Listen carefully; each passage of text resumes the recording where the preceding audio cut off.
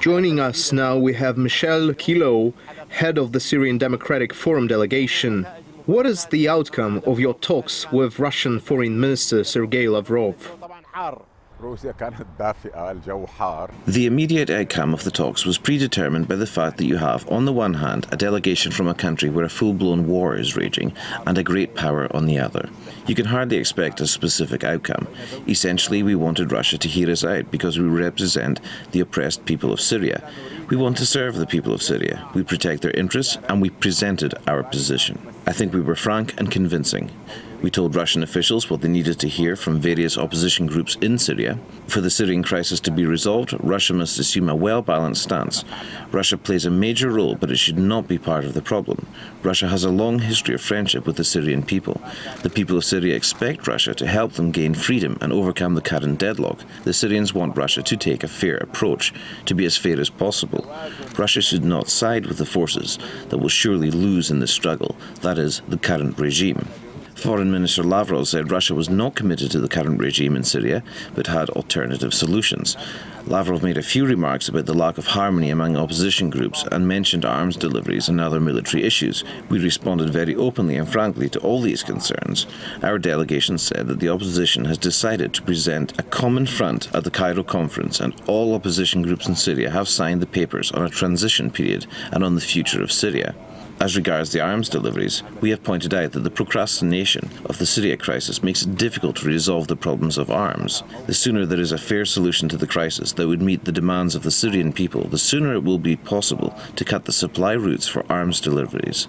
By standing in the way of resolving this crisis, those who are concerned about the arms might act in the interest of those using those arms. Do you think the Cairo conference convinced Moscow that the Syrian opposition is united now?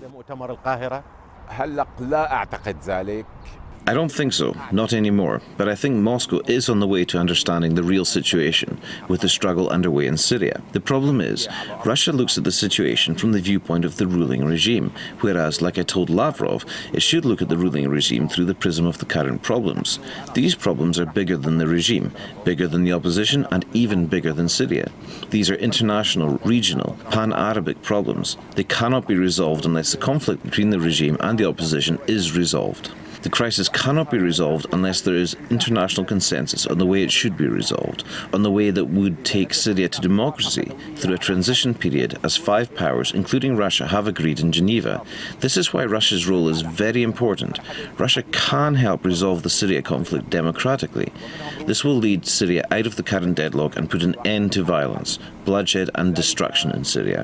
What is happening today benefits Israel and possibly the US. If this destruction goes on and the ruling regime wins, it will rule over ruin and thus suffer a strategic defeat.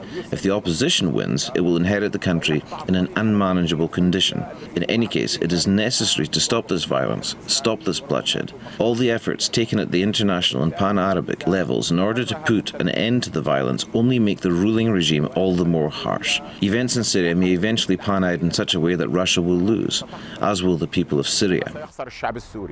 Do you think Syria has become an arena where international and regional players fight each other? Definitely, and it was the ruling regime which turned Syria into such an arena from the very first day the popular uprising began. Just a few days after it started, I wrote that the regime is trying to resolve the problem through violence from the top, but the time will come when the people will resolve it themselves. By trying to resolve it, you, the ruling regime, show that you are ready to delegate this right to anybody as long as it is not us. You are willing to take this problem to a regional or international level, not letting the people of Syria take care of it. I wrote this less than a month after the uprising began, but they insisted on resolving the problem their way, and now they face the consequences. They face the consequences of their approach. Syria is being destroyed, street after street, city after city, village after village. What kind of solution is that? In order for a small group of people to remain in power, the whole country is being destroyed? Will you be prepared to embrace Moscow's proposal and engage in dialogue with the regime? We are ready for dialogue with any groups within the regime that would agree to promote democracy in Syria. Could that possibly include President Assad? He doesn't agree to it, and we don't want to negotiate with Bashar al-Assad. 3 weeks ago, he officially declared war on the people of Syria. First, he had formed a new government that included a Ministry for National Reconciliation. Then he declared that every effort of this ministry, and in fact of the entire cabinet, effectively contributes to the rising violence. So how can you have dialogue with a man who has declared war on his own people? We are willing to negotiate with any party that would agree to re-establish Syria as a democracy. Democracy is our principal condition. We are not going to play games. A dialogue should not be a game. Our country is falling apart, and we are not going to mask this breakup by staging a dialogue. This statement suggests that all opposition groups are united in rejecting a dialogue with Bashar al-Assad. Is there a relevant provision for that in the document of national accord?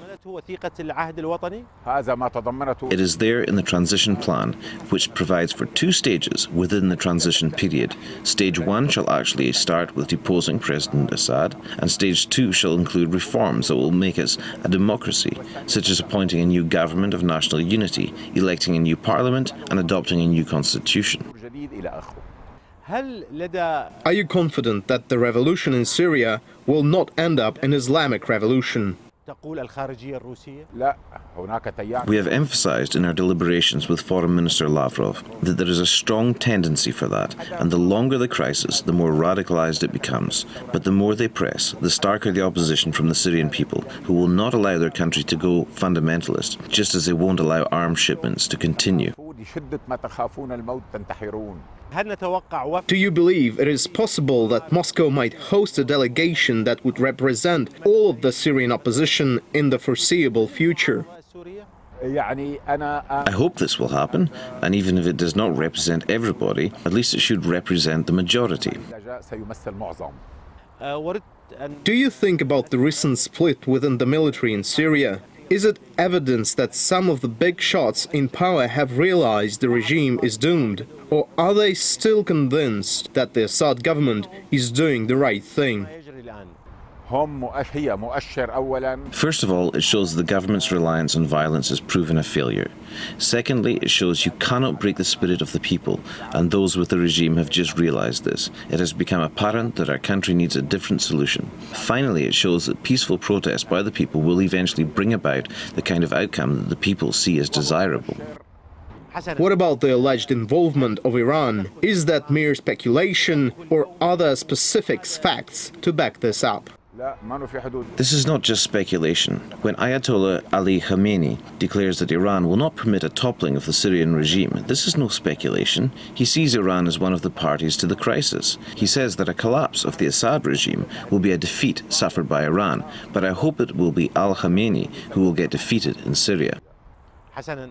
You played a very active role in the recent conference in Paris, whereas in the past you used to be rather reserved in respect of international processes of this kind. Does this mean you do support international intervention now? It doesn't mean that at all. The Paris conference was not intended to make military intervention possible. It was meant to support the people of Syria. It did not assert the Syrian National Council as the sole legitimate representative of the Syrian people.